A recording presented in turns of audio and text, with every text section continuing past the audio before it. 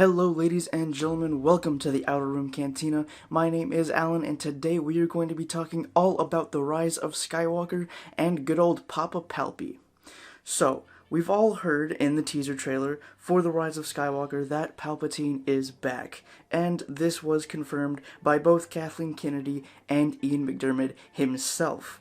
Now, the question on everyone's mind is how exactly the Dark Lord of the Sith and Emperor of the Galaxy will return. As we know from the Vader comics, even though Sith can't manifest themselves into Force ghosts like Jedi can, a Sith can still attach his spirit to an object. In the Vader comic, that was the mask of the ancient Sith Lord Momin. Palpatine was the most powerful Sith Lord to exist in 1,000 generations, taught by the greatest Sith before him, Darth Plagueis. It would make sense for Palpatine to somehow be able to cheat death, and I think he did that in the same way Momin did, only he took it to an extreme. In canon, Kyber Crystals, or simply known as Kyber, are rare crystals with a strong affinity to the Force.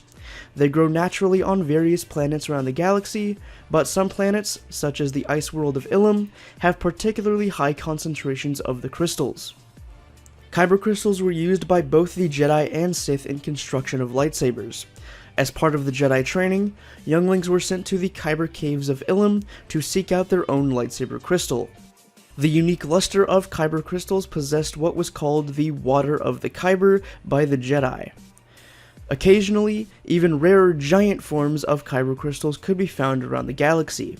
These giant Kybers were used by the ancient Sith to power their superweapons. Kyber crystals had an affinity to the Force, and concentrated that Force energy throughout the crystal structure.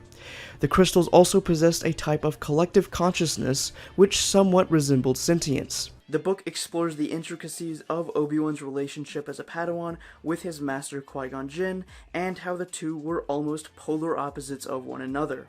As we know from both the Phantom Menace and Old Legends content, Qui-Gon was one of the most unorthodox and rebellious Jedi of the time. He chose to follow the will of the Force, or what he believed to be the will of the Force, over the Jedi Council. This led to many confrontations with the Council, and the two often disagreed on the fundamental principles of the Jedi Order.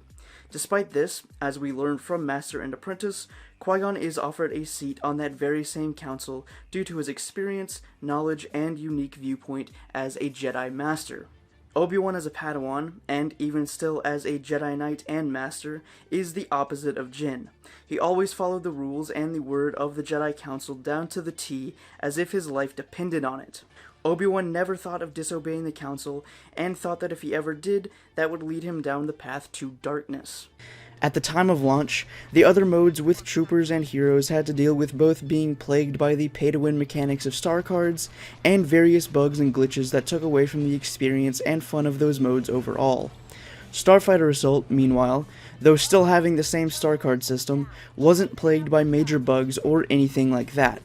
It was the one game mode that just worked, and was incredibly fun. There are various different reasons for it being the most fun game mode out of all of them in the game, but the main one for me was that it was not made by DICE. Starfighter Assault was designed by Criterion, the same people who made the single-player campaign for Star Wars Battlefront 2.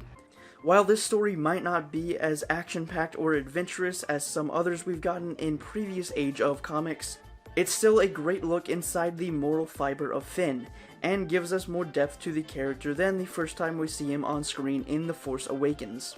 The story shows that the Village Massacre isn't the first time Finn has questioned his role or place in the First Order, and that his moral fiber had been slowly building up until he finally couldn't stand by and watch as the oppressive military machine he was indoctrinated into terrorized innocent people in Kylo Ren's quest for power and control.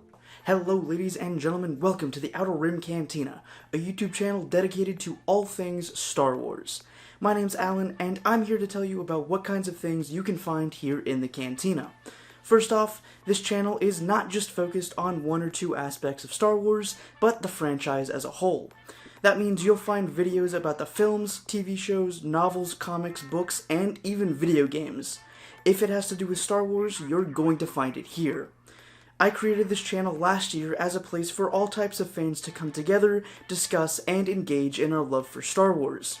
I realize that is a pretty hefty goal, especially with the fandom as divided as it is today, but no matter what your opinions are on the new movies, shows, or whatever other material comes down the line, we all share a love for this franchise. Secondly, here in the Cantina, I make all types of videos from discussions, in-depth analysis and theories, to news updates, and even Star Wars gaming content.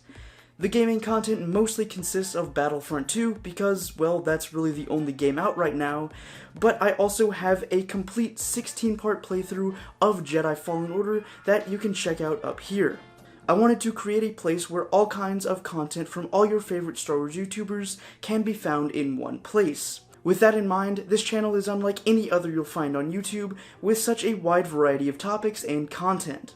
If you're a fan of Star Wars and looking for a place where you can geek out, share that love with others, and get a weekly fix of Star Wars goodness in your life, then pull up a seat and dive into all that this channel has to offer. I upload new videos, or at least try to upload new videos, 3 times a week on Tuesdays, Thursdays, and Saturdays at 12 p.m. Central Standard Time.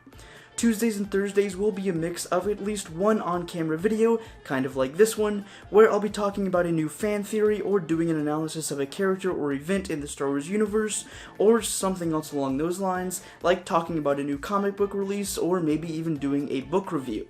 In addition to that, one of those 2 videos will either be a Star Wars lore video, where I explain and give information on a wide variety of topics within the Star Wars lore in an informative way, or it could be some kind of Battlefront 2 video, who really knows.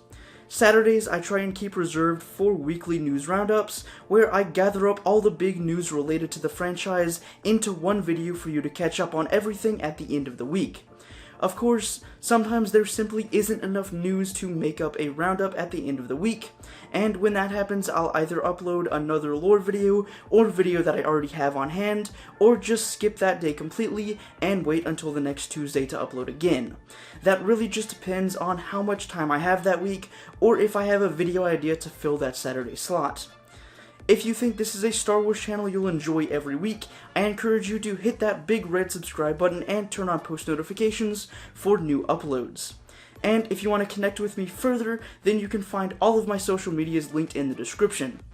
That's all the time I've got for today. I hope to see you back here in the Cantina for my next video. Until then, may the Force be with you.